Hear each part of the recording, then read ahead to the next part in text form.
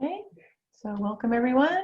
ID 16, we're going to be demoing I'm going to give you a demo of the living room in SketchUp, which is the tutorial getting started number 3. Let me share my screen.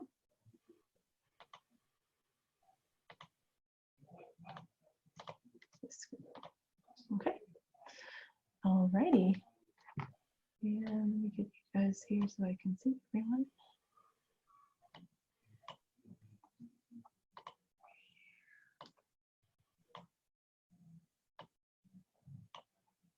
Okay. Sorry, it takes a minute to, once I share my screen, to get everybody where I can kind of see you. And then Caroline, if you wouldn't mind being my monitor, and if somebody has a question that I'm not paying attention to, please let me know if you don't mind. Sure. Okay, thank you. All right, so I kind of started it here. I was practicing because it's been a while since I gave this demo, but I'm going to start a new file. So we are going to be doing this in your free version. So I think that's what everybody is using right now. So we're going to create new. Simple template feet and inches. And so that'll get us started. And I'm just going to give myself a little bit more space here with my pan tool. And we want to go ahead and just select Helen and delete her. So the first step in this living room, and this is one way to create a single room versus creating a whole house or a whole office space where you actually have thick walls. So this demo is pretty simple. It's a really quick way to create your own little space, but you're not going to have thick walls, and so your floor plan isn't going to look like a regular floor plan. It's just going to have little lines for walls, but it is a way to get a nice interior set up pretty quickly. So we're going to start with the rectangle tool, and we want to just start right here on the origin. Click once, drag out, and the size that we're going to follow is the size of the tutorial, which is 16 feet by 20 feet. So our room is 16 feet by 20 feet. I'm going to type in 16 feet, 20 feet. And notice down in the bottom right-hand corner, you can see my dimensions going in. And then I'm going to click enter. And that is going to be the size of our room.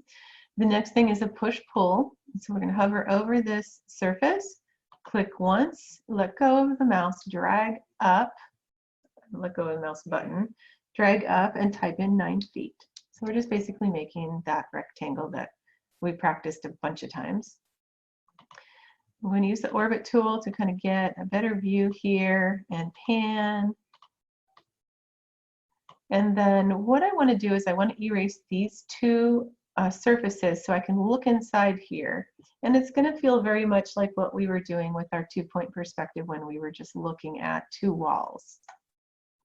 So using the eraser tool, I just want to hover over this one edge and watch what happens once I click the edge. It'll erase those two surfaces. So now we're looking kind of inside this box, and basically it's becoming a room, right? We can think of it as a room. So I'm going to zoom in so that I'm looking at this back wall. And so this is kind of where I'm diverging. I'll get rid of my materials here. I'm diverging from what the tutorial is talking about because they're assuming you don't know a whole lot about saving views and stuff, but we do know how to do that. So I want to save this view so I can get back to it easily because I want to work on this wall first. So I'm going to go into the Views tab here, Panel. And remember, when you're looking at your views, you have these basic options, but you can also save whatever view you're looking at the moment. So I'm just going to slide this over just slightly. Click on the plus sign. Let's see if I can get rid of my, I don't know why, but that's, can you guys see this okay down here? Okay, so I'm going to click on the plus sign here and add scene. So I want to keep this scene so that I can get back to it whenever I feel like it. So add scene. You're not seeing everything. Oh, here we go. All right, so add scene, and then I want to change the name of this scene to be right wall. And you can name it whatever you want as long as you know how to get to it. And so now this is going to be my right wall, and I can get back to this scene whenever I want to. So the first step in creating this right wall is to create that sort of popped out area that I said, oh, you could make that a fireplace or whatever. And then we have some areas for our floating shelves. So in order to do that, we're going to use the measuring tape tool. And the measuring tape tool, we already know how to use that. We've done it a couple of times. So hover over the back corner, click once, drag out the guide that the measuring tape is going to create, and we're going to type in 40, enter. We want that guide to be 40 inches away from that corner. And then on this side, from the outer edge, again, click once, drag out, make sure I'm on the red axis for both of these because I want my guide to be attached like against that wall. And then type in 40 again, 40 inches, enter. So now I have my two sides. And the top and bottom, we're going to bring down the top edge 12 inches. Was it 12? Wait, let me just double check. The top was 18, sorry. So back up here. So drop down 18 inches and then enter. And then bring this up 24. So we have an 18-inch bulkhead or soffit. We have a 24-inch kind of like a little base. I'm just going to double check that I did that right by clicking on this intersection and dragging down. And yes, it says that I have 1 foot 6 inches, which is the same as 18. So you can always double check to make sure your guides went into the right location. Always pay attention to the axes, that you're staying on the red or green or blue axes so that everything is still attached to the wall. And what I want to do now is just show you what these guides are doing. So I'm going to orbit out and zoom out. And so you see these guides, they go into an infinity. They just go forever. And they're going to be kind of in our way after we're done, so we're going to erase those. So now that I've zoomed out and I've kind of changed my view, I can go back into views, click on this right wall scene, and it's going to bring me back in so that I can see what I'm doing. So that's why we want to save the scenes. It makes our modeling so much faster, so we aren't constantly searching for the view that we're trying to see. Okay, so the next part is we're going to draw some rectangles on this right wall. So the first rectangle is going to be the entire middle section. I'm going from top to bottom. The second part is going to be just the middle of each left and right hand side. Looking for the intersection, staying on the green axes, and click. And we're going to do the same thing over here. Looking for the middle of the intersection and click, stay on the green axes and click. So now I can test this by grabbing my push-pull tool, and I can hover over and I see, okay, I've made 7 sections, right?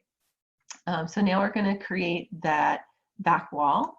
So the first thing we're going to do is hover over the push-pull, or use the push-pull tool, hover over this middle area, click and drag our mouse out. I'm going to let go and type in, what was it supposed to come out far? Pull the middle section out 24 inches. So type in 24, enter. And then in the tutorial, they work on a lot of inferencing, and so we'll practice that real quickly here. The top part, we want to bring out 12 inches. This bottom part, we want to bring out 18, and we want this to match. So one of the easiest things to use in SketchUp that kind of makes everything match up without having to type in a bunch of numbers all the time is the inferencing. So we're going to click on the push-pull tool.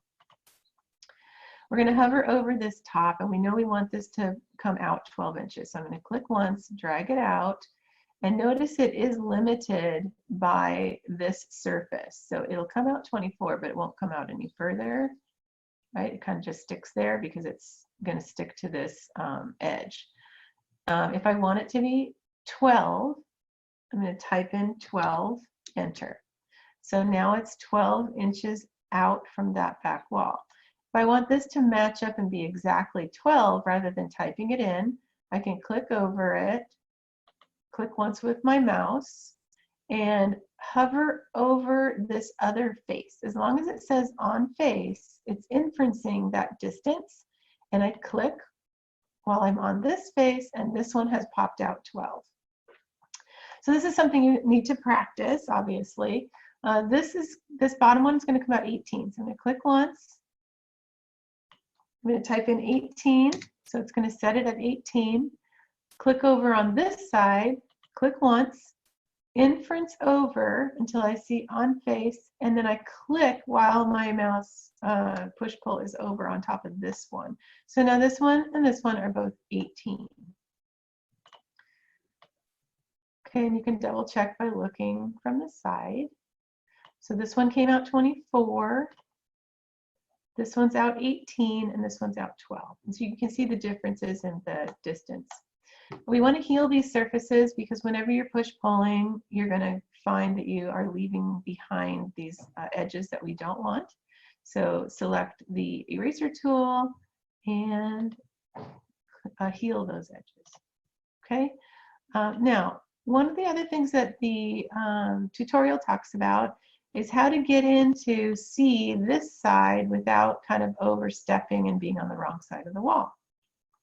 So this is the field of view. And so right now we have a field of view. If we go to the zoom tool and we try to zoom in, down at the bottom right-hand corner it says field of view is 35 degrees. We can change this as long as we're in the zoom tool. We can type in any number we want. We can type in 50, which is what the tutorial recommends, and hit enter.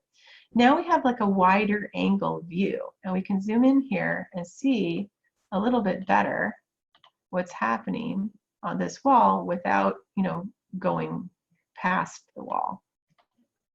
And so the field of view really helps if you're trying to get into tight spaces and you're just not able to see it very well. So here I'm going to, again, I'm in the zoom tool. I'm going to change this one more time. So let's change it to 75. Enter. I'm going to mute you guys for 1 sec.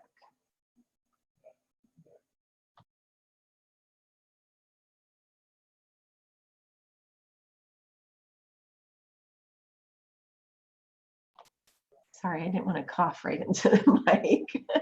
All right, so now my field of view is 75, and I have an even wider angle to see what's going on this wall over here. I can orbit just a little bit more without going, went past the wall again. And now I can heal this surface because I can see it. So I'm going to go ahead and remove those extra lines. Okay. Come back. So you can see that with that field of view, it's a little bit more like a 2-point perspective. It's a little bit more skewed. You can go back to 35. You can work with it, with a wider angle. I'm going to put it back to 35, and that's kind of where we started. Okay, so this wall is kind of done for now, and we want to move on to this wall and work on getting those windows in. So I want to zoom in just a little bit more so I can see this wall really well. And I'm going to create another scene. So click on Views, plus sign where it says Add Scene. Let's go down here and then slider down a little bit. So scene 2, I'm going to call this Left Wall. Okay, so now that I have left wall, I can go from right wall to left wall while I'm modeling, and I don't have to keep zooming around and trying to find that view. So on this left wall, we're going to add 3 windows, and the way we're going to do that is, again, using the guides. And so the windows themselves, let's switch to guides here. Sorry, right here. So the measuring tape tool, I'm going to hover over the back corner, and my first window is going to be 5 feet away from that back corner. So making sure I'm on the green axis, you can see that that line is green, and then type in 5 feet, enter.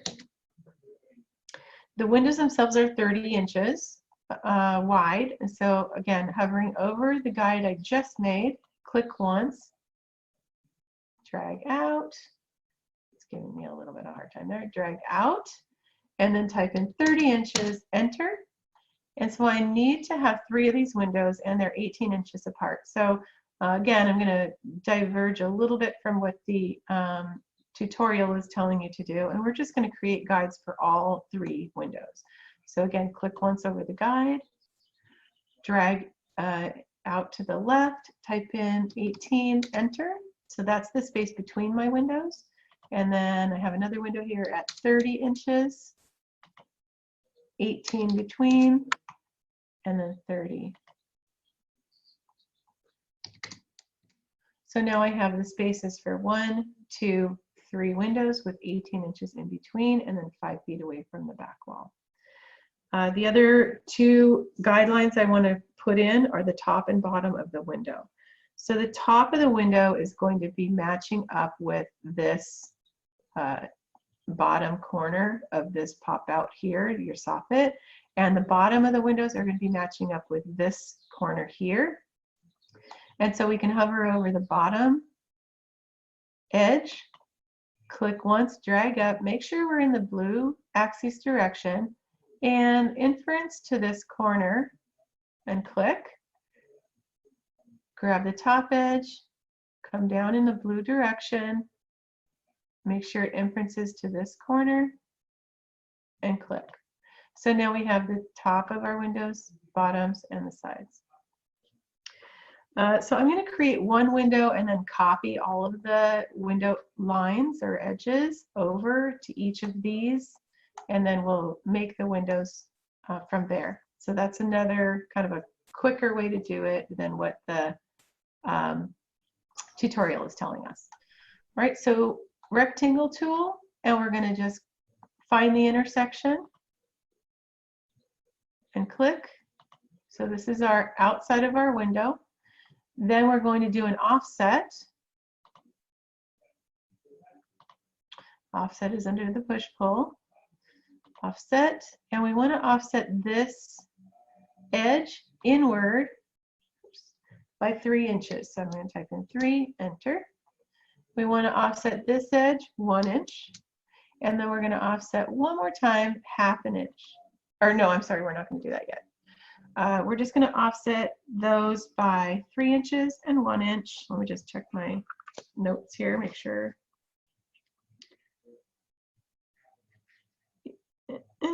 3 inches and 1 inch, okay. And then before we do anything else, we're going to draw the mullion. So you're going to use the line tool and go from the midpoint to the midpoint. And then you're going to go from the midpoint on this edge to the midpoint over here. All right, and now I just want to get more in front of this window so I can see it better. So I'm just going to orbit so you can see this window better. And we're going to do some other things. So I want to select inside just one of these window panes, and I want to offset this interior by 1/2 inch. So I'm going to type in 0.5 for 1/2 inch. So I'm going to select it first. Found that was the easiest. Then select the offset tool. Hover over this edge, drag it inwards. Drag it inwards, and then type in 0.5, enter. So one of the things that you can do is anytime you've offset something, the next time you offset, it's going to remember that distance. So let's select this, select the offset tool, and then double click, and it'll automatically do that offset. So the double click will recreate your last offset over and over again. So I'm going to select this window pane, select offset, double click. Whoops, that didn't work. Select this window pane, select offset, hover over the edge, double click. I'm not sure why it's not doing it for us. It's going to remember the last thing. So let's click, hover over the edge, type in 0.5, and then we'll try it one more time with this. There, double click, and it worked. So as long as you have this selected, you can double click, and it should remember your last offset. you guys want me to try that again? Since I was having trouble? No? Everyone's good? Okay. So, zoom out. I'm going to click outside so that nothing is selected. And now you can see all of these guides are kind of hanging around. And once I'm done moving these windows or copying these windows, I'm going to get rid of the guides. So I'll show you how to do that. All right, so I'm going to zoom in here. I might just save this scene as well because it's giving me a nice close-up view of all three of the windows. So go ahead and add scene. And I'm just going to call this windows so I can get back to that if I need to. All right, and what I want to do now is I want to copy all of these edges. I'm not going to push pull anything yet. I'm just going to copy these edges to the next two areas where I know I want that window. So with the select tool, I can make a selection box and select just this window. Now you're going to ask, well, why don't you just make it a component or make it a group? The reason I don't want to do that is because I really want this wall to be part of this window so that when I paint the window panes, they actually become glass and you can see through them. If I make this a component now, the wall will stay separate. So it doesn't really work for us in this case. We would have to create holes in the walls, and we'll do that at a later date. So right now, let's just leave this as not a group, not a component. We're just going to select each of the edges, and then we're going to select the move tool, and we're going to pick one corner, bottom corner, on the endpoint, click, hold the control key down, and copy it to this next intersection. Do the same thing over the endpoint, click, hold the control key down, and copy to this next intersection. Okay, so now we've created the three outlines for our three windows. We don't need any of these guidelines anymore. We can either use the eraser tool and start erasing each one, or I think under display, we can click on this little message here that says delete all guides. So if I click that, it's just going to delete them, get them out of my way, and they're gone.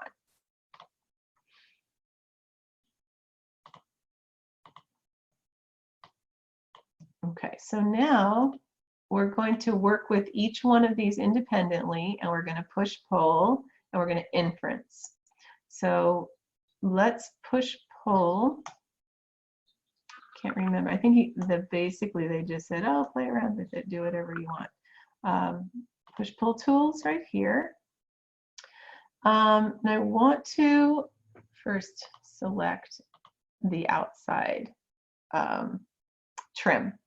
So push pull, and let's bring this out, I don't know, 2 inches maybe. And then if I want to do the same thing for this one, click, inference on face, and click. And then I can do the same thing for this one. Click, inference, and click. So now these are all exactly the same distance, 2 inches from the wall. So that's how you're going to practice your inferencing. Now, one of the things I forgot to do was to delete these inside lines that help us create the mullions. So let's go back and do that for each one of our windows. We want to get rid of those inside middle lines so that we have solid mullions. There we go. All right, and then we can push pull again. So let's push pull this one. And let's bring that out just 1 inch this time.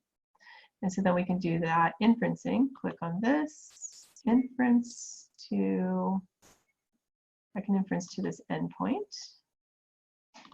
And then we're gonna go over here, push pull again, and inference. Whoa, what happened?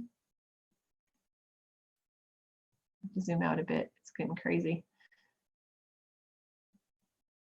Let's get a different view here. Okay. So push pull this mullion or this window trim, and we want to match it up with something on the other window trim that's the same distance. All right, and then we can pull out or push in these mullions here. So let's do those about 0.5. And we'll match them all up. So hover over, inference. All right, so now we have created our cute little windows. Now the funny part about the reason that we don't have this, we only have this thin piece for our wall, the funny part of it is if you rotate around here, you'll see the inside of the windows are sort of like push-pulled in the opposite direction. So it's only ideal to see it from the inside when you're doing these quick kind of layouts. All right, so now we want to use the paint bucket or the materials tool, and we want to do some fun stuff with the colors of the walls, with the mullions, with the window panes, and so let's paint the windows first. So I'm going to click on the paint tool, go to the materials, click on glass, and I'm going to start painting my windows. And so now you can see the background, you can see through the windows. So we actually painted them glass. And then if I wanted to paint my mullions, let's say I want to make them white, then I would go to colors here, and I would choose a white. I could paint, and I would have to independently paint each piece, right? But there is a way to paint everything that's connected together. And that is to hold down the control key. So if I hold down the control key, I'll show you the difference, and I click over this one, it paints everything that's connected. So if we wanted to paint the walls and the mullions all white, that would work well. Holding the control key down again. Okay, so everything's white at this point, but if I wanted to change the color of this wall, I could do so. Let's say I want to make it some kind of a pretty light blue color. Select blue and then just paint that wall. It's going to only paint, I didn't hold the control key down, so it's only going to paint that wall. Let's pick something a little bit more peachy. There we go. All right, and so then I can go around and to my heart's desire, start painting things. And let's say I want to make this a brick or some kind of a stone. And you guys are going to do this to whatever you want. You know, you can change this to be. Kathy, sorry, I have a question. Uh-huh. When you painted the trims of the windows, how did you paint the sides as well? I hold down the control key. When you hold down the control key, anything that's connected to that surface will okay, paint. that was shaded. Okay. The trick, yeah, it's a great trick. So you don't have to go every single little surface and try to paint it.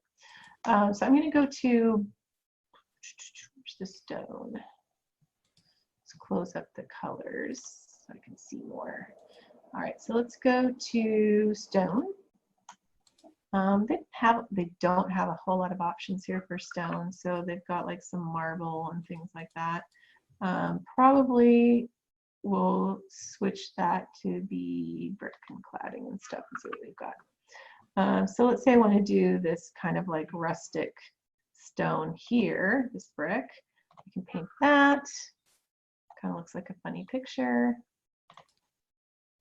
And then notice that it didn't paint the sides, so I would need to go back in if I wanted this to really look like it was connected. And paint that surface to look like the brick. And then, you know, whatever you guys want to do here. So that's kind of where we're at as far as where the tutorial ends. I mean, it basically says to go into the 3D warehouse and put your furniture in at this point. So what time is it? 10:14. I'll go for a few more minutes and show you the warehouse where you can find all of the furniture and talk to you about that. Then we'll take a break. We'll come back and I'll show you how to change the styles of your interior. So let's see. Let's get an overall view of the room. I'm going to save that scene. So view. And this one I'm going to call overall. And then I want to go from the top as well. So we can use these views to change what we're looking at. One of them is the top-down view, which is here. So if I click this, I'm looking at the top, right? So you can see where I had push-pulled some things, and my walls are not thick whatsoever. But I want to see inside this room as if I were looking at a floor plan. So the best way to do that is to select just the top, right-click, and hide. So it's going to leave this little line here so you know that you still have a top, and you can get it back if you want to. But right now it's hidden, so I can kind of zoom in here, and I can save this scene, and I can call this floor view. The reason I'm not really calling it floor plan is because it's still in perspective view, right? We can still see kind of the walls and everything. If I were to change it to parallel projection up here and click parallel projection, now I'm looking straight down at the floor plan. And so again, I can select the ceiling or whatever, the top part of that, right click and hide. So I don't really have anything on the floor yet, so it's basically not showing me much, but I can save this again and call this floor plan. So one of them is the parallel projection view, and the other one, I'm going to save my scene update here.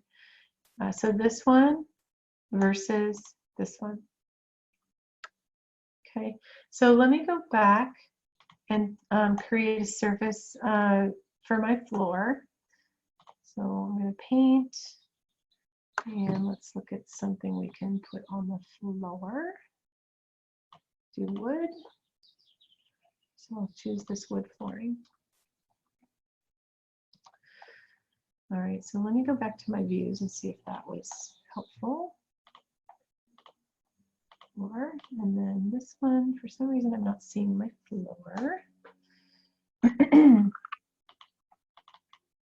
So we'll come back to that once we get everything done. So let's work on the one that's not the parallel projection, that's the perspective. And we're going to go to the 3D warehouse now. And that is under, let me figure out where it is.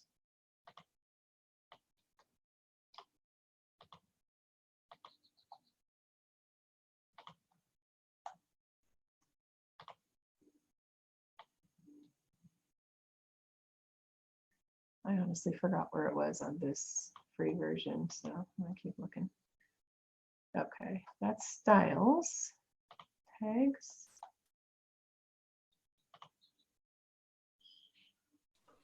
It's under, I think, components, and it gives you search 3D house. Where's the components? Yeah, I lost them.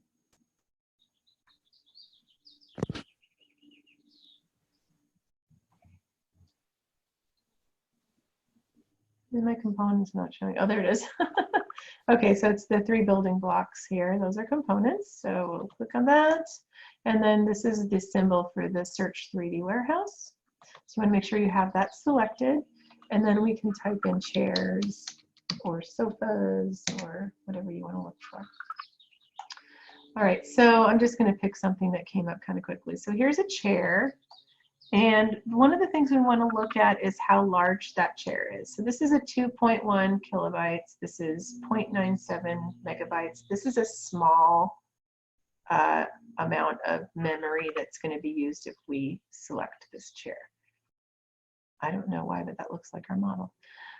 There are some other ones. So here's a chair that's small also, 16K.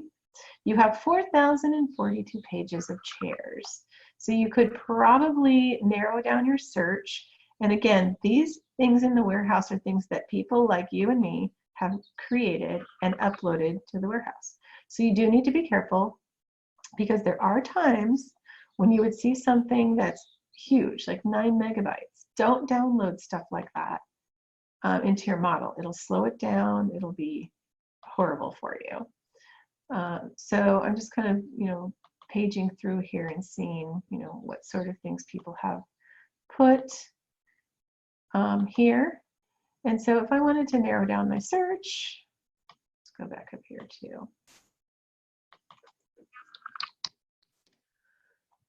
Let's see if anyone called it a club chair. Search. Okay, so I've narrowed it down to what people have actually said are club chairs. So here's a kind of a round swivel. It's only 17K. It's a good size. So let's see if I want to download this one. It'll download it to my model. Now, since I'm looking at it from the top-down view, I want to make sure that as I'm putting it in here, it says on face. And so I can easily have this flying in the air or, you know, doing something crazy. So I'm going to go ahead and click on face. And then I want to orbit and just see what's happening with this chair. So I'm looking at it, and yes, it did create it so that it would sit right on the floor. I can copy this too, so I'm going to deselect it and then select it again, move tool, right, and then hold the control key down. And when I'm copying something, I really want to copy it from the floor level or something that tells me that it's on the floor. Oops, I don't know what just happened. So click here, control, copy, make sure it's on the face of the floor, and click again. The hardest thing is when you're moving stuff around, you can easily dump it through the walls. It can start to fly up in the sky. And it depends on how you chose it. So I'm going to undo that. When you're moving something, you can choose anywhere in the model. As long as this is selected, I could put my cursor way over here or way over here, and it'll move that thing, right? And so then it becomes very difficult to make sure it's on the surface where I wanted it. So I'm going to hit escape.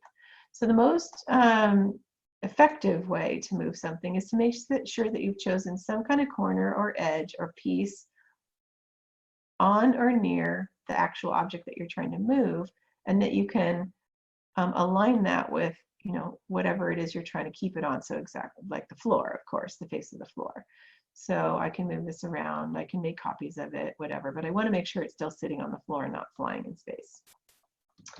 So the other thing you are going to practice once you bring in a bunch of furniture is to start rotating things. So again, I like to kind of look at it from a way that I can see not only how it's going to orbit, but so that I know that it's still attached to the floor and such. So again, deselect everything. I'm going to select one of my chairs. It becomes a box, right? And then I'm going to look for my orbit tool. I'm sorry, not my orbit tool, my rotate tool, which is right here. So rotate. And now you really have to work on that inferencing the right direction and then holding the shift key down. So I want to turn it like to the right 90 degrees. So as long as I know I'm in the blue axis direction, it'll work. So I'm going to get on the blue axis direction on the face of the floor, hold the shift key down, and now it's going to inference that direction. And I want to hover over somewhere in the middle here, constrained on plane. And I want to go from this direction and move it to the green axis. So again, this takes some practice. And then I want to go back to my move tool and select the bottom corner. Oops, that's not what I wanted to move. So let's select it first, makes it easier. Then move tool, bottom corner and move it over and make sure I'm still on the surface.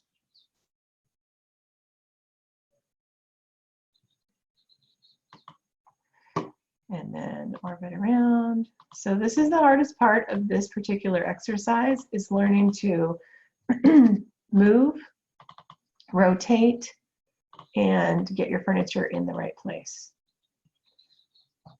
Okay, so I just orbited myself out of my view. So I'm going to go back to my view and click back to my floor so I can see it. I can go to my overall. So that's why these are helpful, because once you start to zoom and rotate and do things, you may lose your view. Okay, so I have my 2 chairs in. I can also look for, in the component area, I can look for a sectional sofa.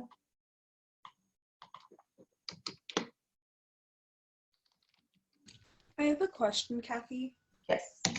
Would we be able to change the color or materials of the components? You can, most of the time you can. Sometimes you cannot, depending on how they've been created.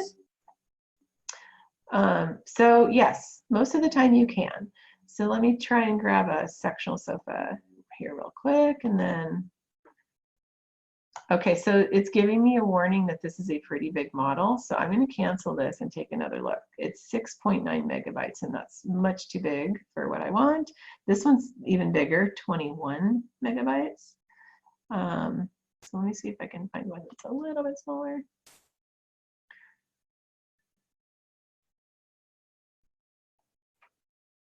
This one's 1.7. Let's get this little, nope, that one's big too, 5.5. Kathy? Yeah. Do you have an option of aligning the chairs on the same line instead of eyeballing them? If you inference them with each other, the edges, you can, I think. Okay. You can try it. So I'm bringing this one in. Again, I want it on the face, and then I want to rotate it.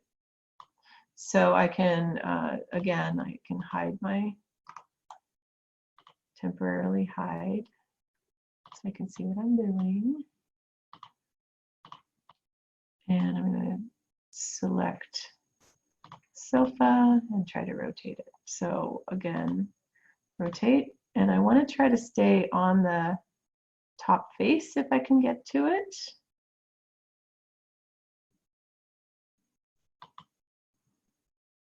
And I drag out.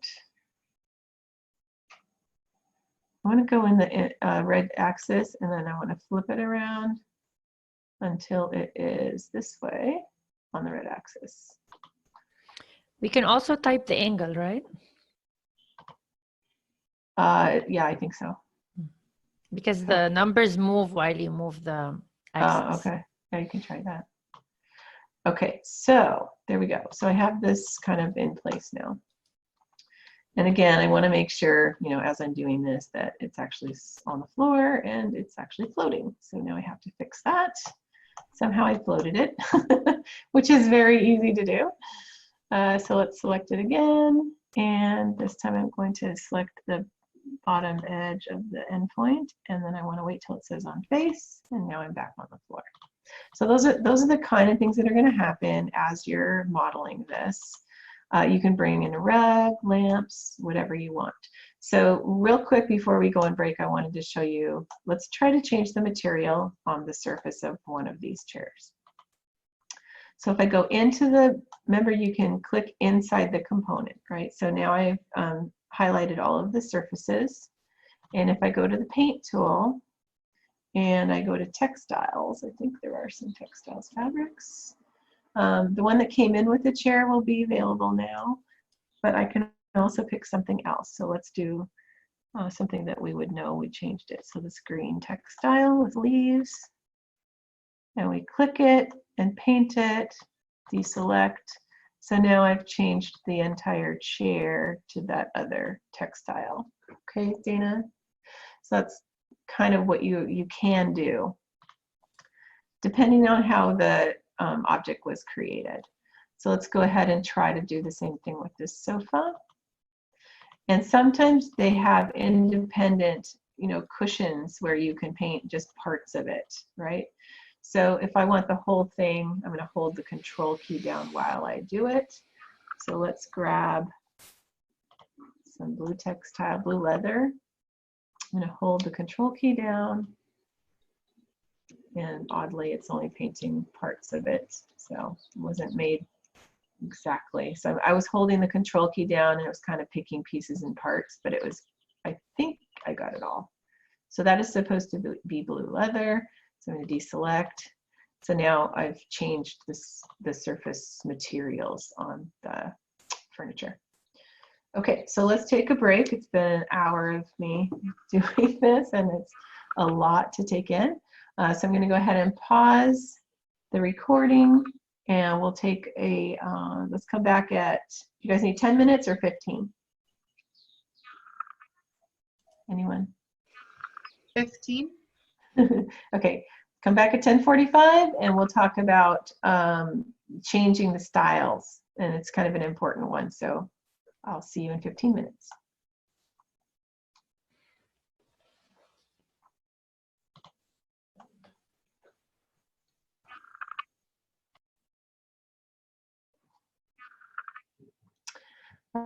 Okay, welcome back. So the last part of this demo is going to show you a little bit about changing styles and how to set up different styles, different views for a presentation. So I didn't quite complete all of my furniture layout, but this will be fine for demonstration purposes. So in your panel over here, you'll see one that's called Styles that we haven't really talked about yet.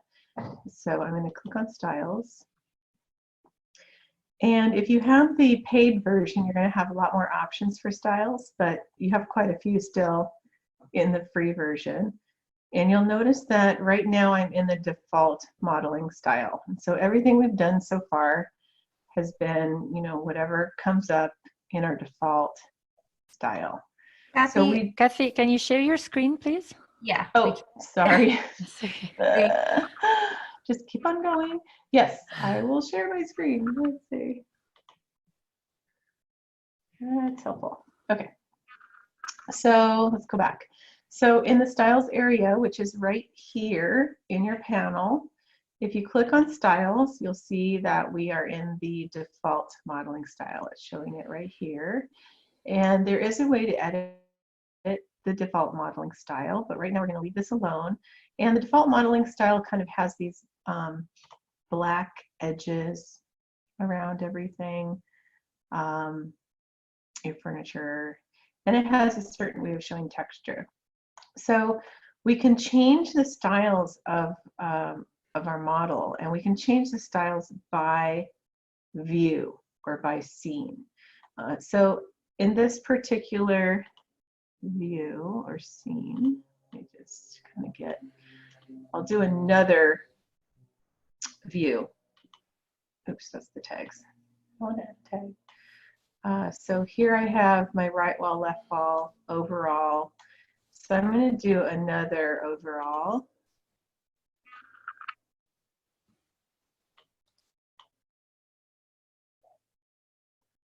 There we go. It's taking a bit of time. So I'm going to call this overall, and it's kind of more of a top view, top-ish view. Okay. So in this particular scene, I have the default style. Now, if I wanted to change this overall top to have a different style, then I can go over here to the styles again. And let's go look at what the assorted styles do. So I'm going to click on assorted styles. And so there's some kind of freaky ones in here, but if I selected generic CAD, and then I update, maybe it's trying to do it. All of a sudden everything just slowed down to a crawl here. Okay. So it just went to generic CAD. Can you see the difference? All of a sudden all the lines are white and all the colors look like CAD colors. So if you've ever done an AutoCAD hatching kind of view, this is kind of what the lines would look like. So if I wanted this overall top view to keep this style, I would click on Update Scene. And I want it to keep all of this information, my camera location, any hidden geometry, visible tags, and most importantly, style. If this is checked, it's going to keep whatever style is showing right now. And it'll also keep shadow settings and other things. So I'm going to just keep everything checked and click OK. So now if I go out of this scene and go into my other overall scene and click overall, it's going to go back to this style because that's how I saved that scene. And if I go back into the one that I just changed, it's going to go to that CAD style. Okay, so this is one of the ways that you can start to prepare a presentation with different scenes showing things in different styles. So let's look at the floor plan view. Okay, so here's my floor view, and the style is the default style. So I'm going to click on my style again. And this time in the assorted styles, I see one that's called whiteboard. And click on whiteboard. It's going to take a minute. Okay, so then it changed it to some very strange looking style. There are ways to edit. So let me see if it'll let me edit some stuff. Nope, you have to upgrade. Okay, never mind. So when we get into more details about using styles, I'll show you what the paid version does, which is a lot more detailed and different. So let's say I want to go to a different kind of style. So let's go to color sets. Or actually, what is this one? I'm going to just hover over these and see what they all do. The sketch one is really cool. Yeah, let's go to Sketchy Edges. I was looking for the, here we go. So in default styles, there's one called Hidden Line. And so if I select Hidden Line instead, let's give it a minute, it's going to look like, you know, a top-down drawing. And I really want this to be parallel projection. So let's go to my views, change it to parallel. Okay, so now it looks more like a floor plan, except that I don't have any thick walls here. So this is how you would set it up if you wanted to print it as a floor plan. I'm kind of missing some of the edges. There is a way. So I'm going to hit the plus sign here to add this as one of my views. So it'll keep this line drawing floor plan. So plus add scene. My computer just really slowed down. I think probably because I brought in some of this furniture that's kind of big, takes up memory. So here's scene 8. And this one I can call it line drawing. FP for floor plan. So now I know that that's going to be my line drawing floor plan. Kathy, how did you get the floor plan view again? How did you make it so parallel? I'll show you. I'm going to update this scene real quick. And I'm going to save all of these things. Okay. So you're first going to choose your style. So in this drawing, I chose my style to be hidden line. Okay, so that's your most obvious one that's going to give you what looks like a line drawing. You're going to choose hidden line. So once you've chosen hidden line, then you're going to go to your views, and you can toggle between perspective view, which gives you that top down where you can see the walls, and parallel projection, which gives you a flat view. Okay, so parallel projection is going to be like a floor plan. It also is going to give you elevations. So let's go back to, let's say, my right wall. Okay, so there's my right wall. And this is kind of like the cheating way to do it. I'll show you a better way when we get to our kitchen. So I'm looking at my right wall. I've kind of hovered it around, and then I want to go to the style. and go to hidden line. And then the other thing I can do is try to change it to that parallel projection. And so you can see I get more of, it's not the best, but I get more of like a flat view of the wall.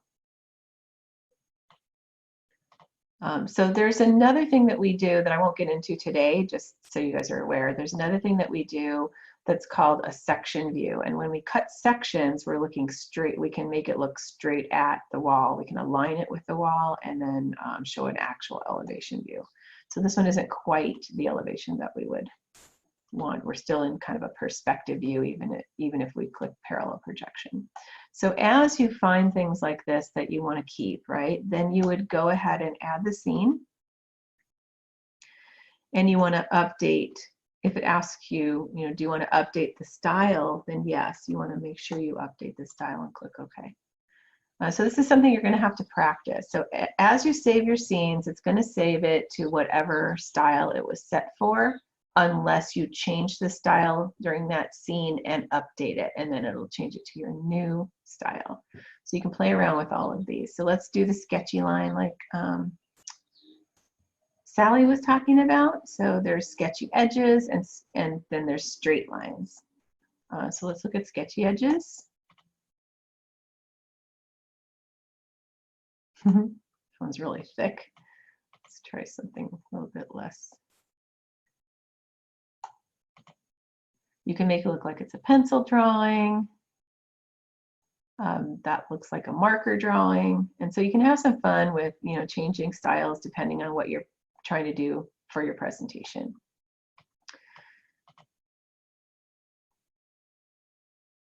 So mine is just taking a minute. I really liked the marker one. Thin marker. Yep. Why is the furniture kind of fading out a little bit as you change more and more styles? So the line thickness, this is one of the things, I'm not sure if I can change it in the free version, but the line thickness needs to be adjusted, and I can do it with the paid version, but I don't know if I can do it with this one. Okay. So as you zoom in, you can see the lines are actually there, but I think it's just because of the way that I'm projecting it. My computer isn't really reading it, my screen isn't really reading it, but the lines are actually there. So the final part of this is, you want to save all these different scenes, and then you want to change your styles, and you want to save this or export the view. So first of all, let me just save what I've been doing so far. All right. And then if I'm in here and I go to File Operations, I can click on Export, and I can export this view as a PNG. Go back. So it's not letting me hover over it. So this is your PNG, which is a kind of a picture file, and I can download that PNG, and it's going to say, is this what you want to export? Is this the image you want to export? Click on Export as PNG. And it's saying, like, if this is a really large image, it's going to take a while. So let's go back for a second. So it's going to save this as 1880 by 913, which is a pretty big file, and it's going to have a nice quality to it. So I can say Export as PNG and continue. So here you can see down here that it's exported my view, and I can open this. It'll open probably in Microsoft Viewer or Paint or something like that. Let's see if yeah, so here it is. Can you guys see it? My Windows photo viewer? Yes? Yeah, I see it. Okay, thanks. So here I can print it.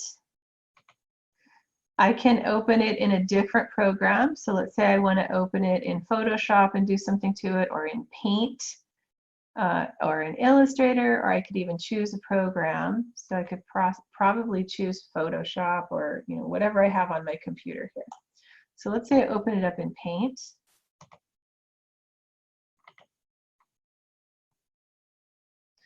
And then I have everything in the way here. Move that out of the way. Okay, so then in Paint, let's do a zoom out or 100%. Zoom out. Okay, so now I can kind of see almost all of it, and I have the cute little SketchUp logo in the corner. So let's say I want to get rid of that.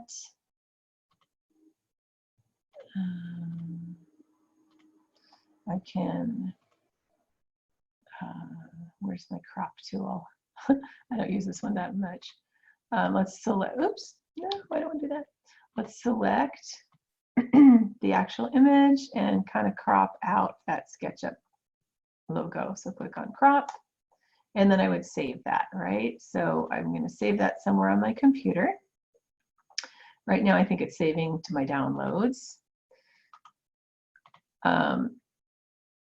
And then this image I could put into a PowerPoint presentation or any kind of presentation now that I've saved it to my computer and I've cropped it and I've created what I want out of that.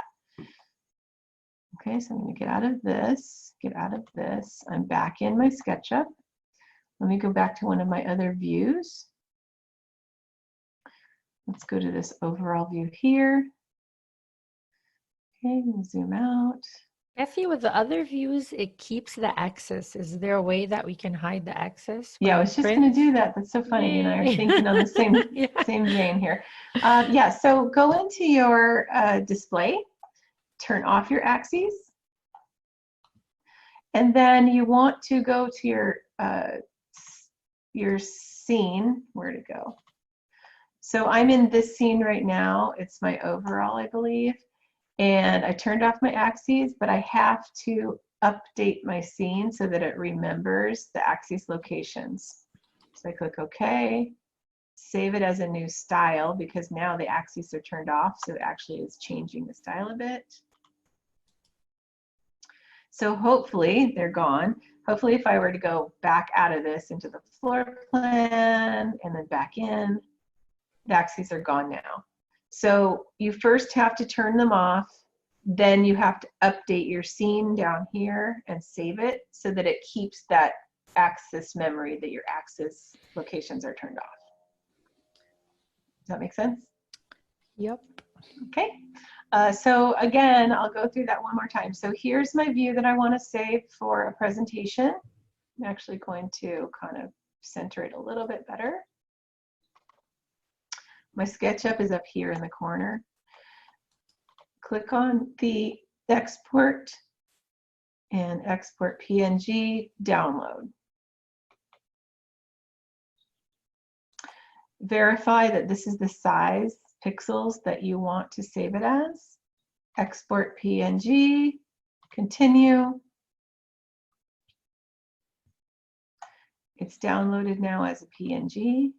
I can either show it in my download folder, I can open it and edit it. So I want to open this in, I'll do the paint again.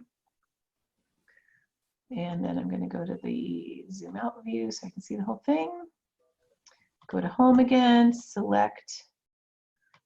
Now notice the background has like the sky and the ground kind of colors. Select this, crop. And now this is the image that I'm going to be able to save and put into a PowerPoint presentation or whatever method I want to use for my presentation. Okay, questions? Are we excited that we learned some stuff today? Yeah, Hi, that's Cassie. Hi, Cassie. Yes. Hi. I have a question. So it looks pretty similar by people using Revit. So generally, would in real life people use this one more, or maybe the Revit? And which one is more useful? It depends on what you're using it for. So for interior designers, we love SketchUp because it's kind of fast and easy. But you don't have the kind of Revit is called building information modeling. And so when you're using Revit, all the information about the walls, the flooring, the furniture, all the specifications are being created for you, and you could generate reports and you can, you know, have all this information in your construction model. documents and everything. Yeah, you have all this information, whereas SketchUp, it's basically a bunch of lines and a bunch of shapes and objects. and you don't have any of that information. But you can bring in images to SketchUp if you had a real floor that you wanted to use from, you know, a wood manufacturer or a tile company like Arizona Tile, and you knew exactly what material you were going to use. You could take an image picture, you know, good quality picture of that floor, bring the image into the SketchUp Pro or SketchUp Studio, and insert that picture into your model so that you can show your client, hey, this is what the floor is going to look like. But you won't have any specific information about that floor in your model. So it's a little bit different. I hope that answers your question. Yeah, and from my understanding, it feel like SketchUp is more like for interior, like inside, and Revit is more like for constructions, right? It's For also- architecture, yeah. Yeah. Uh-huh. Oh, okay. Okay. I would add that SketchUp is very good for presentations, and then Revit is like a step up if you're required for a big project to submit your construction docs and everything, then you're not redoing all the work again, it just generates it. So it's more for more bigger, complicated projects. Right. Okay. Thank you. And I've started my design work with SketchUp, and then once I've designed it in SketchUp, moved it into Revit and gotten it more detailed and gotten my construction documents done in Revit. So I've used both before. You can also use AutoCAD, bring AutoCAD into SketchUp, draw your 3D model in SketchUp, and then put everything into Revit for your construction documents. You know, so it's nice to know all of these different programs because you can go back and forth between them. But yeah, you would need to decide what you need out of the project, what you're trying to provide for the client, and which program would be the best to use at that point in time. So sometimes my preliminary designs are just SketchUp designs. Thank you. Okay, you're welcome. Anyone else have any questions? So go ahead and create this living room. Practice with creating different scenes. Practice with creating different styles. Save all of your work. Turn in your model as your assignment. And then we are going to be using the living room and then the kitchen that we're going to be doing to create a presentation, a SketchUp presentation. So you want to, you know, have as many cool scenes as you want, as you think you might want to use in your presentation. But you don't have to get your presentation done yet. You just need to kind of set it up so that you have some options of different images that you could use in your presentations.